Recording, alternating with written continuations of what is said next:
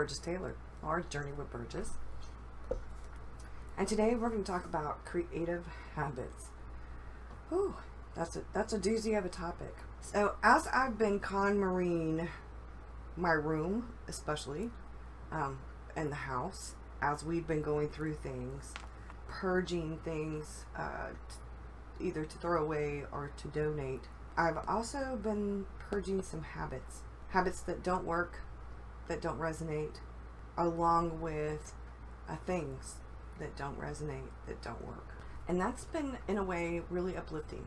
And we are now in the second quarter of the year, and spring has sprung. We've at least started some of our spring cleaning, and I've started new habits like walking, habits like drinking more water and things like that. But what has really made a big difference is walking into my creative life from a place of inspiration, freedom, less stress and anxiety, more motivation.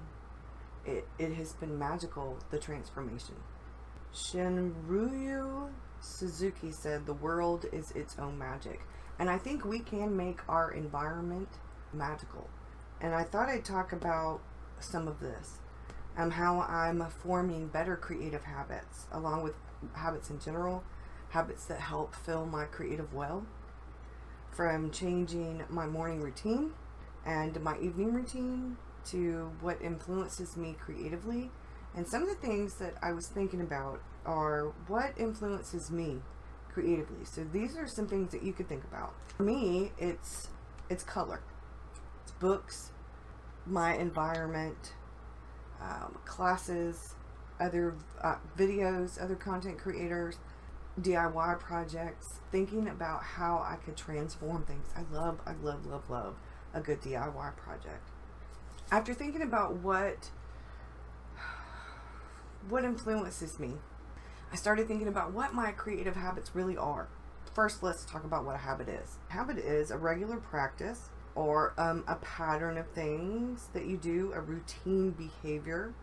It's a tendency to do things on autopilot. It's your regular practice of doing things, your regular way of doing things. It's definitely more autopilot.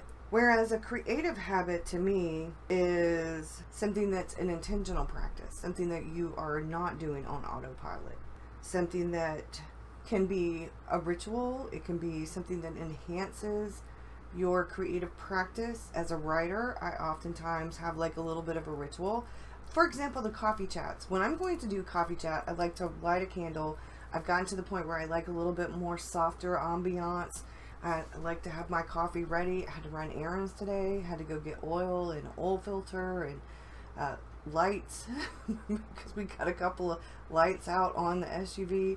So we are really busy right now fixing some vehicles. I finally went to get my dad's truck, and we are in the process of cleaning it because it sat at my uncle's for a good little while.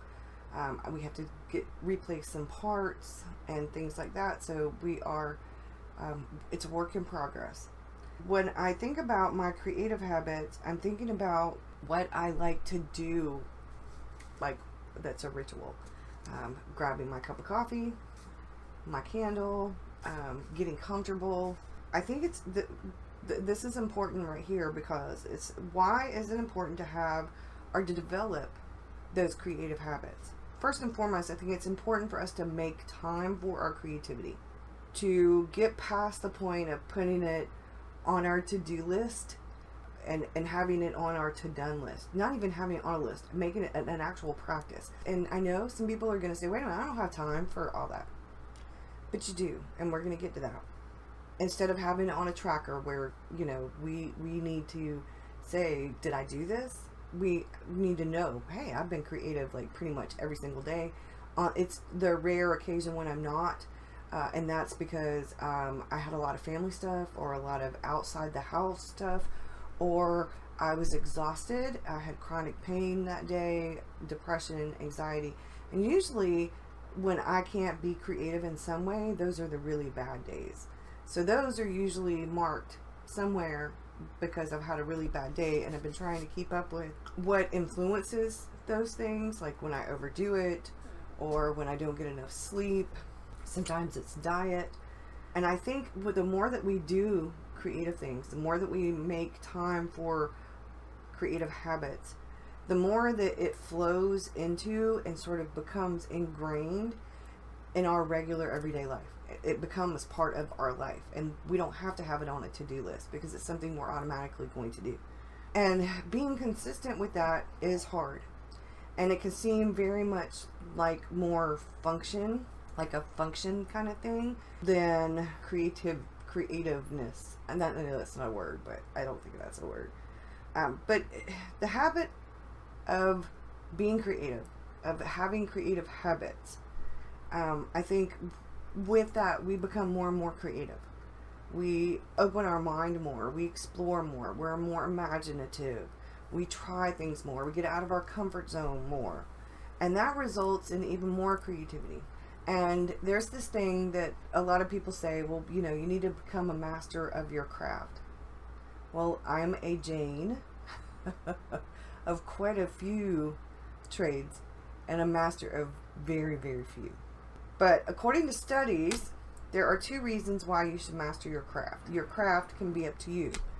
But they say that the more passionate we are about something, the more engaging we are. The more we engage in that, the more engagement there is.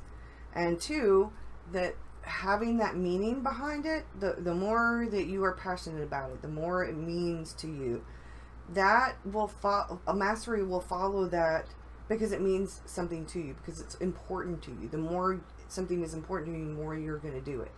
And the more you do it, the better you'll get at it. The more practice, the more likely you will be to become a master of that. It's more than that. When we start to master a craft, whatever the craft is, it forms a habit. The more that we do it, it becomes a habit. And sometimes those habits are autopilot, and sometimes they're not. But the more that we become engaged in that habit, the more we get into that zone. That zone where you don't realize you've eaten, you don't realize how much time has passed, you have no idea. I was in that zone when I was watercoloring some of the watercolor project stuff I had, and time completely slipped away from me. I lost track of it. I didn't even realize how late it had gotten. This was the other week when my daughter was over here and we were doing watercolor together. And she was doing acrylic. We were painting together. She was doing acrylic and I was doing watercolor. She was using my easel. And we had a blast, and I had no idea how much time had passed. And it wasn't until the alarm went off, David's last alarm, that I realized, oh crap, I had not cooked dinner. And this tells me that not only am I learning to master my craft, I'm nowhere near a master at watercolor yet. I'm still learning. And I think I'll always be learning, because there's always more to learn with it. But I think I'm finally getting engaged in it enough so that I don't have so much second guessing of myself, so that I don't have so much imposter syndrome, so that when I am focusing on it, that's where my focus is. I'm not losing my focus and becoming distracted by everything else. And that happens especially when I am filled with fear, that imposter syndrome, the self-doubt, the second guessing. I'm doing this wrong. I don't know what I'm doing. And I am engaged enough in what I'm doing to be in that zone. And those are the results. Those I'm going to put in frames to go in my new grandbaby's room. So some of the ways that we can do this is one of the things that I've been really working on. This is part of changing up my routine, not just my morning routine or my evening routine, but my daily creative routine. So what I've had to do is commit to building a specific habit, like the watercolor project or other watercolor projects, like learning. So I'm taking Skillshare classes. I will leave a link below if you want to get 2 free months. I'm doing things on my own. I've got a book that I'm following along with a watercolor project. So I'm going at it from a bunch of different ways. So I'm building skills, various skills. And the more that I do that, the more rewarding it is, because the more that I can see that, hey, oh my gosh, I'm getting better. And learning makes you more interested in it. The more that you do it, the better that you get, the more interested you become in it, Sometimes people think, oh, well, that can cause you to get a little bit bored. And it can, but I think the more that you learn and the more you see that there is to learn, the more interesting it is, because you want to conquer this skill or this technique. You want to get better. You want to be able to see what else you can do. And then the more interested in you are in it, the more interested in others are going to be, because you're going to become more interesting, because you're going to have other things to talk about. And I think that only happens when we really commit. So that's one of the things I'm doing with the 100-day project, is committing to being creative every day in a variety of different ways. So one day it might be doing something different than another day. And I often will do writing and art, some kind of journaling or art. There's this quote that I found. I'm not sure where I found it. And the quote says, doing is better than not doing. And if you do something badly, you'll learn to do it better. And that's how you master any craft. It's how you learn to ride a bicycle. It's how you learn to tie your shoes. It's how you learn to draw. It's how you learn to write your name, to write sentences. It's how you learn how to read, how to do everything. You have to keep at it until you get better at it.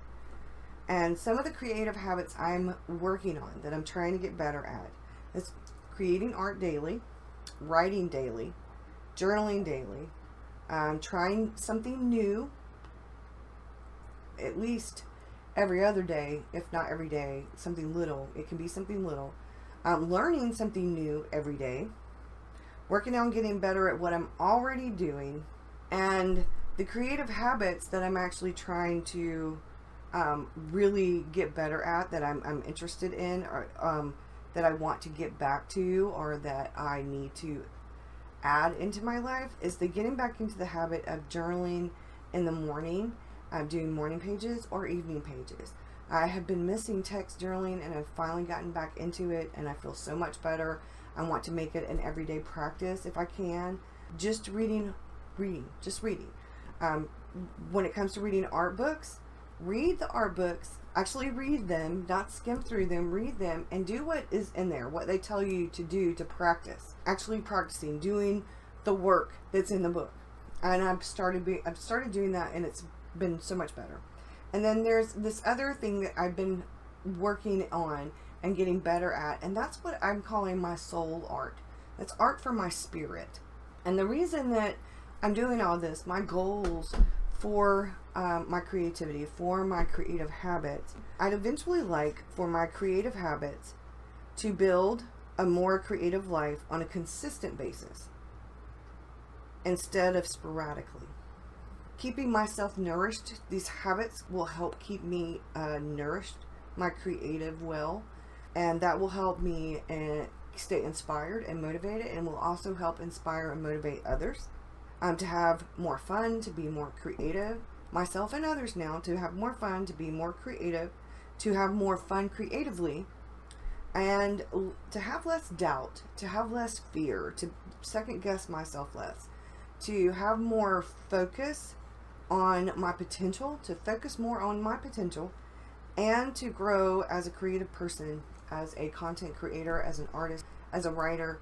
I'm working on a lot of those things, so that exploring my potential, I have all these ideas, and I need to do more research so that I can have some follow through with some of the ideas, to make cleaning my workspace a ritual, an everyday in the evening ritual before I stop for the day cleaning my space. I'm still working on it. I have a big pile of stuff over here I've got to go through. I've got to get a garbage bag, because I pulled out a box and just poured it on the floor, Con Marie style, and I'm about to go through it while this video is saving and uploading.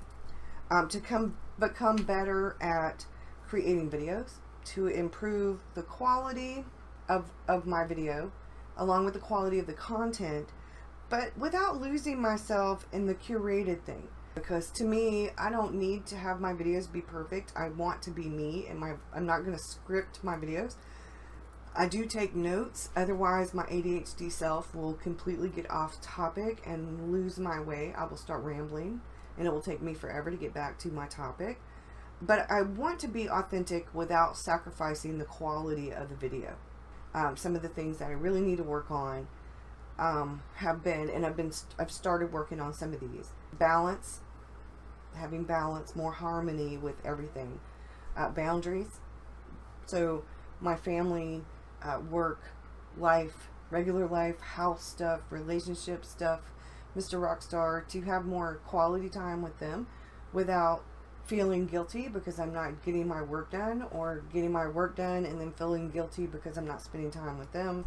To develop a better routine, I'm working on that. To be more present, more mindful of my time, that my time with everything. My time with what I'm doing, with being creative, my time with my family, my time at work, my time with self-care, having definite me time. And I'm really been working on cleaning and organizing not only my space in here, but the rest of the house as well.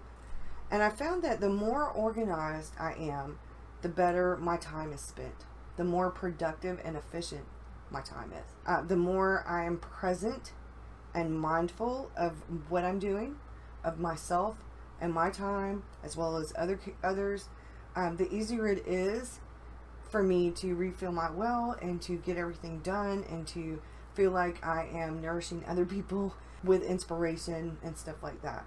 And it is becoming a big balancing act, trying to get it all done, and I'm getting better at it.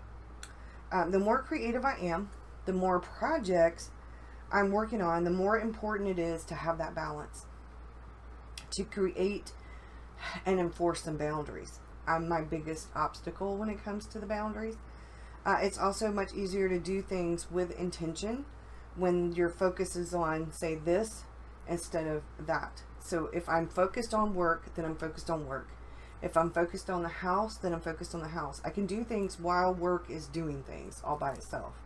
So while things are sort of all on autopilot in here, so while videos are saving or uploading, I can fold laundry, I can put a load in the washer, I can put some dishes in the sink to soak, I can take something out for dinner, I can put some stuff in the crock pot, I can make a phone call or text, I can clean up some of my area while some of these things are going. And to make the most of my time. Or I can take some of that time, depending on what I've gotten done and my priorities, because I am also a priority, is to take some me time. And maybe while a video is saving or uploading, while it's rendering and then uploading, I can read a book, read a chapter in a book. Creativity is a habit that you have to commit to, that you have to practice. You have to build your creative habit and your creativity, and you have things that are included when you build this, like making a recipe.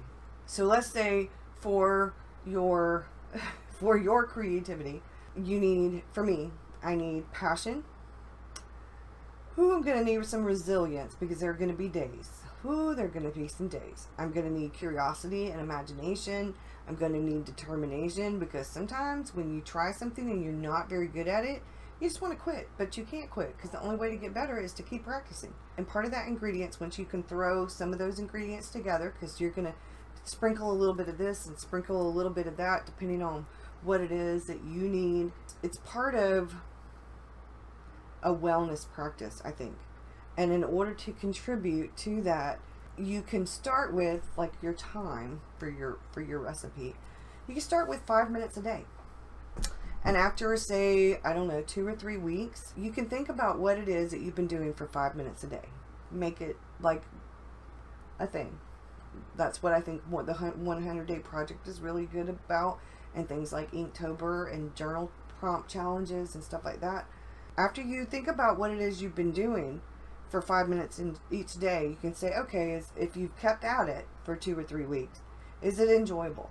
Do you want to do more of it or less of it? Now, this is something you can kind of review after the first week, the second week, the third week, the fourth week. Do you want to do more of that? Do you want to put in more time, more detail, more work? Do you want to expand on it? Maybe you could go to 10 minutes a day. Once it becomes a routine, a daily routine, and you're comfortable, you can think about what's next. So more time each day would be more detailed and more in depth. Or you could think about, maybe this is not working very well. Maybe it's time to try something new. Maybe it's time to try something different, or to go bigger. The next step up. This stretches your imagination, your curiosity, your creative ability. It stretches your mind and expands the brain muscles, so to speak, as well as the actual creative practice. And I think it gives us something that Einstein and a couple of other people have labeled what's called constant curiosity. And this is what Einstein said: I have no specific talent. I am only passionately curious. And it's that passionate curiosity that will enable you to keep creativity a thing. If you can be passionate about trying different things, about trying something a bunch of different ways, about making creativity a habit. If you're being present and mindful about everything around you, you can come up with all kinds of ideas. Your environment, your senses, smell, touch, all of that good stuff. You can ask questions, you can do research. And according to studies, you have to, one, know what sparks your creativity. What brings you creative joy. Two, study about it, read about it, learn about it. You can watch videos, you can listen to TED Talks, you can go on Skillshare and take classes, you can do all different, listen to podcasts, all kinds of different things to learn about whatever it is that you're interested in, and to learn more about what it is, what it entails, how to do it. Next, look around you, your environment, your favorite place, the places that you love to write, that you love to read, that you like to draw, that you like to visit, that make you want to write music, or want to read a book, or want to write a book, or want to draw or journal or whatever, paint. Anything that stimulates your creativity. So it could be music, museums, it could be galleries, it could be a music store, it could be a concert, it could be going outside for a walk at the park or the playground, or going out in your front yard. Your creative space, your environment, all different kinds of environments. And if we're talking about here, let's say your environment where you are creative. Okay, is it messy? Is it unorganized? Is it lacking visual stimulation? What about it needs to change? So if your different creative environments, if any of those creative environments, things that should be bringing you creative joy, that spark your creativity, if they're not, look around you. Why isn't it? For me, it was clutter, and it was disorganization. It was feeling closed in and suffocated. The last couple of things are tribe. So like minds, people who stimulate your creativity, people who make you more curious, who support that curiosity, support your creativity, you can converse with about creativity. That's always a positive thing. And the last thing, I think, is to journal. And that's sort of self-explanatory, but I'm going to talk about it because if you're journaling for yourself, it is more about reflection, and you can grow and learn from it, because every time I journal about like that, then I learn something more about myself. Self-care, you can journal for memory, you can journal for learning, all different kinds of things. And a lot of times, like with my ritual of lighting a candle, sometimes when I'm going to do a coffee chat, I try to anyway. I also light a candle sometimes when I'm going to be writing or journaling. It relaxes me, and it gets me in the mood, and gives me some calm to sit down and go, okay, this is me time, this is creative time. And I'm going to challenge you. If you are one of those people who says, I'm not creative, yes, you are. We all have the capacity to be creative. It's just sometimes we need to learn how to flex those creative muscles, and there are ways that we can do that. For those people who say, I don't have time, you got 5 minutes. You got 5 minutes. We all have at least 5 minutes. For those people who are like, I don't know where to start, I don't know what to do, well, I just gave you a bunch of different things. You could, in order to build your skills, you could take a class. You could try to create art daily, or try to write daily, or try to crochet daily, or try to learn a musical instrument. You could try something new for 5 minutes, put a puzzle together, read a book, color in a coloring book. You can make it really simple. Take 5 minutes every day and color in a kid's coloring book with some Crayola Super Tips or some crayons or something. There are all different kinds of things that you can do. And the last thing is just have fun. I think the more that we have fun creatively, the more we're going to build that creative habit. So when you are picking these things to do, pick something or some things that really make you happy, that will bring you joy. Coloring, painting, writing, journaling, drawing, sketching, crocheting, sewing, anything. Just do something that will bring you joy and is fun. Make it interesting. Thank you so much for being here. I really appreciate it. All the links and stuff below if you're interested in how to contact me or where I'm at on social media, if you're new to the newsletter. And again, thank you. Have a great one. I'll see you again soon. Bye, y'all.